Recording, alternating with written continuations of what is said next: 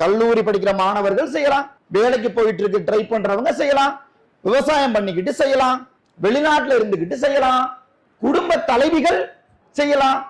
இன்னொரு பெரிய விஷயம் என்னன்னா, சும்மா இருக்கிறவங்க கூட செய்யலாம். அது எப்படிங்க சும்மா இருக்கிறவங்க செய்யலாம்? சும்மா இருக்கிறவங்க என்ன பண்ணுவாங்க? சும்மா தானே இருப்பாங்க. சும்மா இருக்கிறவங்க யாராவது சும்மா இருப்பாங்களா? என்ன பண்ணுவாங்க? பேசிட்டு இருப்பாங்க. சும்மா இருந்துகிட்டு சும்மா சும்மா விஷயத்தை சும்மா சும்மா பேசிட்டு இருக்கிறதுக்கு பதிலா சும்மா சும்மா ஐடி போட்டுட்டு சும்மா சும்மா பொருளை வாங்கிட்டு சும்மா இருக்கும் போது பயன்படுத்திக்கிட்டு, அப்படி சும்மா சும்மா இருக்கும்போது பயன்படுத்தின பொருளை பத்தி சும்மா சும்மா இருக்கவங்க கிட்ட நீங்க சும்மா சும்மா பேசிக்கிட்டு இருந்தா, சும்மா சும்மா இருக்கிறவங்க கூட சும்மா சும்மா வருமானம் கொடுக்குறேன்னு சொல்லுது நம்முடைய மைலேஜ் கம்பெனி.